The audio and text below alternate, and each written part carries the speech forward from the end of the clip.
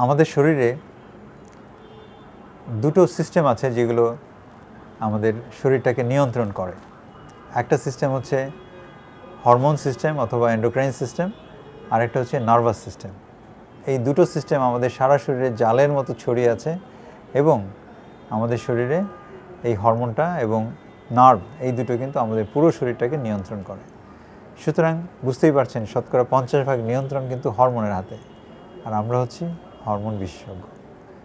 বাংলাদেশে অনেকগুলো হরমোন রোগ পাওয়া যায়, তার মধ্যে থাইরয়েড রোগ হচ্ছে এর মধ্যে অন্যতম প্রধান রোগ।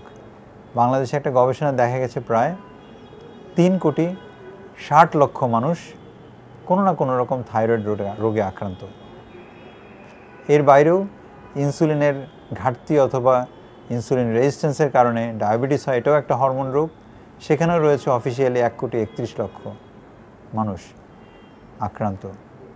এর বাইরেও রয়েছে নানান রকম হরমোনজনিত যৌন সমস্যা, রয়েছে মেয়েদের মুখে দাড়িগো ফোটার সমস্যা, মাসিকের অনিয়ম হওয়ার সমস্যা, রয়েছে হরমোনের কারণে মোটা হয়ে যাওয়ার সমস্যা, রয়েছে হরমোন স্বল্পতার কারণে খাটো অথবা বেটে বাচ্চা হয়ে যাওয়ার সমস্যা, রয়েছে থাইরয়েড হরমোনের অভাবের কারণে বুদ্ধিমত্তা বাচ্চাদের কমে যাওয়ার সমস্যা।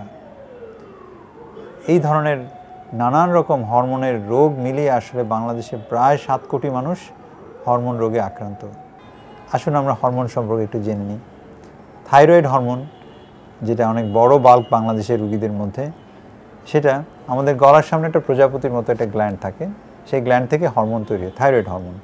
সেই থাইরয়েড হরমোনের অভাবে আসলে মানুষ মোটা হয়ে যায়, গলার স্বরটা কর্কশ হয়ে যায়, চুল পড়ে যায়, অতিরিক্ত মাসিক হতে থাকে, মহিলাদের বন্ধ্যাত্ব হয়ে যায়, শিশুদের বুদ্ধিমত্তা কমে যায় এবং শিশু খাটো হয়ে যায়, পায়খানা কষা হয়ে যায়, চামড়া খসখসে হয়ে যায়, পায়খানা সমস্যা হয় এবং বন্ধ্যাত্ব দেখা দিতে পারে। এই ধরনের নানান রকম সমস্যা আসলে হরমোনের অভাবে হয়, যেটাকে আমরা বলে থাকি হাইপোথাইরয়েডিজম।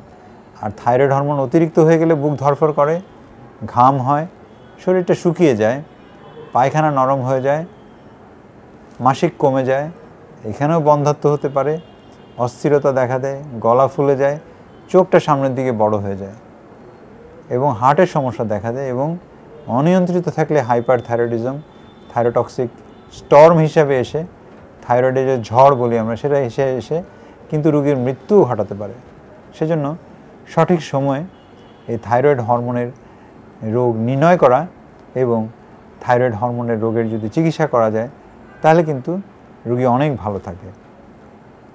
অনেকের ধারণা আছে থাইরয়েড হরমোনের ওষুধ যদি একবার খাওয়া শুরু হয় তাহলে নাকি সারা জীবন খেতে হয়। এই কথাটা সবসময় ঠিক না। আমরা অনেক পেশেন্টের থাইরয়েড হরমোনের ওষুধ বন্ধ করেছি, বিশেষ করে হাইপার থাইরয়েডিজম সাধারণত 12 থেকে 18 মাস ওষুধ খেলে বেশিরভাগ রোগী ভালো হয়ে যায় এবং ওষুধ বন্ধ করতে পারে। তবে হাইপোথাইরয়েডিজমের বেশিরভাগ রোগী আসলে দেখা যায় শেষ পর্যন্ত ওষুধ লম্বা সময় ধরে খেতে হয় এবং কারো সারা জীবন খাওয়া লাগবে না বন্ধ করা যাবে তারও কিন্তু বোঝার রাস্তা রয়েছে। অ্যান্টি থাইরয়েড অ্যান্টিবডি নামক একটা টেস্ট রয়েছে, সেটা যদি করা হয় তাহলে কিন্তু বোঝা যায় যে তাকে সারা জীবন খেতে হবে নাকি বন্ধ করা সম্ভব হবে। দুটো খুব সহজ টেস্ট, একটা পরীক্ষার নাম হচ্ছে TSH আর একটা হচ্ছে FT4। এই দুটো পরীক্ষা করলেই কিন্তু আপনি নিশ্চিত হতে পারবেন যে আপনার থাইরয়েড হরমোনের রোগ রয়েছে কিনা।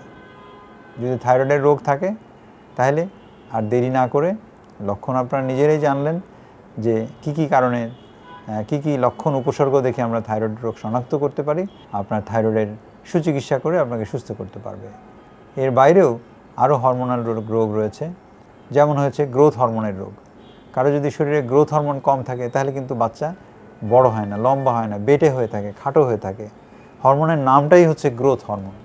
সুতরাং নামেই বুঝতে পারছেন যে এর কাজ হচ্ছে বাচ্চাদের গ্রোথ এনশিওর করা। সো অনেক পেশেন্ট আছে বাংলাদেশে যাদের গ্রোথ হরমোনের অভাব রয়েছে। বাংলাদেশে গ্রোথ হরমোন পাওয়া যায় এবং এর চিকিৎসার মাধ্যমে কিন্তু আমরা অনেক খাটো বাচ্চাকে কিন্তু লম্বা করেছি। সুতরাং আমাদের শুধু দরকার সময় মতো আসা। অনেকেই আছে 14 বছরের পরে গিয়ে আসেন, বিয়ের আগে দিয়ে আসেন, ডাক্তার সাহেব আমার মেয়েটার সামনে বিয়ে একটু লম্বা করে দেন। বলে ক্যাডেটে ভর্তি হবে অথবা আর্মিতে যাবে, আমার ছেলেটার 5 ফুট 3 ইঞ্চি না হলে তো আর্মিতে টিকবে না, সুতরাং ওকে একটু লম্বা করে দেন। যখন আসে তখন কিন্তু আমাদের কিছু করার থাকে না, কারণ 14 বছরের পরে সমস্ত হাড্ডি একটার সাথে একটা লেগে যায় এবং সেখানে আমাদের হরমোন কোনো কাজ করে না। সুতরাং যারা বেটে অথবা খাটো রয়েছেন, বাচ্চাদের যদি 14 বছরের আগে এই ডায়াবেটিস এবং হরমোন বিশেষজ্ঞ তথা এন্ডোক্রাইনোলজিস্টের কাছে আনা যায়, তাহলে কিন্তু প্রপার একটা ইভ্যালুয়েশন করে, প্রপার একটা ইনভেস্টিগেশন করে কিন্তু সঠিক নিয়ন্ত্রণ করা যায় যে তার হরমোনের রোগ রয়েছে কিনা, এবং চিকিৎসা করলে কিন্তু সেই খাটো বাচ্চাকে কিন্তু লম্বা করা সম্ভব। যেমন আমরা একটা উদাহরণ সবসময় বলে থাকি, মেসি। আপনারা সবাই চেনেন ফুটবলের মহাতারকা মেসি। সেই মেসি হয়ে ওঠার যে গল্পটা, তারপর পেছনে কিন্তু এই হরমোনের ভূমিকা রয়েছে। মেসি ছিল অনেক খাটো, সেই ক্লাব যখন তাকে নিয়ে গেল, দেখলো যে তার পারফরমেন্স সর্বোচ্চ পর্যায়ে যাচ্ছে না, কিন্তু তার মধ্যে পোটেনশিয়াল রয়েছে। সেই ক্লাব তখন হরমোন চিকিৎসা করার দায়িত্ব নিয়ে নিল, এবং সেই ফুটবল ক্লাব কিন্তু মেসিকে কিন্তু চিকিৎসা করিয়েছে। তার বাবা মার চিকিৎসা করার সামর্থ্য ছিল না, চিকিৎসা করে মেসি যে লম্বা হয়েছে সেটা কিন্তু গ্রোথ হরমোনের প্রভাবে লম্বা হয়েছে। আমাদের দেশের বাচ্চাদেরও কিন্তু অনেক পোটেনশিয়াল রয়েছে। তাদের সর্বোচ্চ মেধা, সর্বোচ্চ শারীরিক সক্ষমতা এবং উচ্চতা, সর্বোচ্চ পারফরমেন্স এনশিওর করার জন্য কিন্তু যাদের গ্রোথ হরমোনের অভাব রয়েছে, তাদের যদি গ্রোথ হরমোন রিপ্লেস করা হয়, তাহলে কিন্তু আমাদের দেশেও মেসি তৈরি হতে পারে। এর বাইরেও আরও অনেক হরমোনের রোগ রয়েছে। যেমন হচ্ছে আমরা ইচ্ছা করে অনেক হরমোনের রোগ বানাই। যেমন হচ্ছে স্টেরয়েড একটা হরমোন। আমরা অযথাই মোটা হওয়ার জন্য স্টেরয়েড খাই, রং ফর্সা করার জন্য স্টেরয়েড মাখি, 7 দিনের জন্য শ্বাসকষ্টের ওষুধ দিল, আমরা খেয়ে ভালো লাগলো ইনহেলার সব বন্ধ করে দিয়ে শুধু স্টেরয়েড খাচ্ছি। অনেক সময় কবিরাজি ওষুধের মধ্যে স্টেরয়েড থাকে। এই ধরনের স্টেরয়েডের অপব্যবহারের কারণে কিন্তু আমরা অনেক সময় নানান রকম রোগে আক্রান্ত হয়ে যাই। চোখে ছানি পড়ে যায়, আমাদের নতুন করে ডায়াবেটিস দেখা দেয় স্টেরয়েড হরমোনের অতিরিক্ত অপব্যবহারের কারণে। প্রেশার বেড়ে যায়, হাড্ডি নরম হয়ে যায়, হাড্ডি ভেঙে যায়, ইত্যাদি ইত্যাদি নানান রকম রোগ দেখা দেয়। সুতরাং আসুন আমরা সচেতন হই, হরমোন রোগকে সুন্দরভাবে নিয়ন্ত্রণ করি। তাছাড়া আরেকটা আমরা কথা বলতে চাচ্ছিলাম, সেটা হচ্ছে যে অবিবাহিত মেয়েদের স্তন থেকে দুধ নিঃসরণ হওয়া, এটাও কিন্তু অনেকে জানে না যে কী কারণে হয়। এটাও কিন্তু প্রোল্যাক্টিন নামে একটি হরমোন রয়েছে, এই হরমোনের প্রভাবে কিন্তু হতে পারে। সেই হরমোনের রোগ যদি সঠিকভাবে নিয়ন্ত্রণ করা যায়, তাহলে কিন্তু এই প্রোল্যাক্টিন নামক যে রোগটা আছে সেটাকে কিন্তু আমরা সুন্দরভাবে ম্যানেজ করতে পারি। অনেকেই জানে না যে কার কাছে যাব। এর বাইরেও রয়েছে মেয়েদের মুখে দাড়ি গোঁফ হওয়া, শরীরে অতিরিক্ত লোম হওয়া, পুরুষালী ভাব চলে আসা, সেটাও কিন্তু হরমোনের প্রভাবে হয়।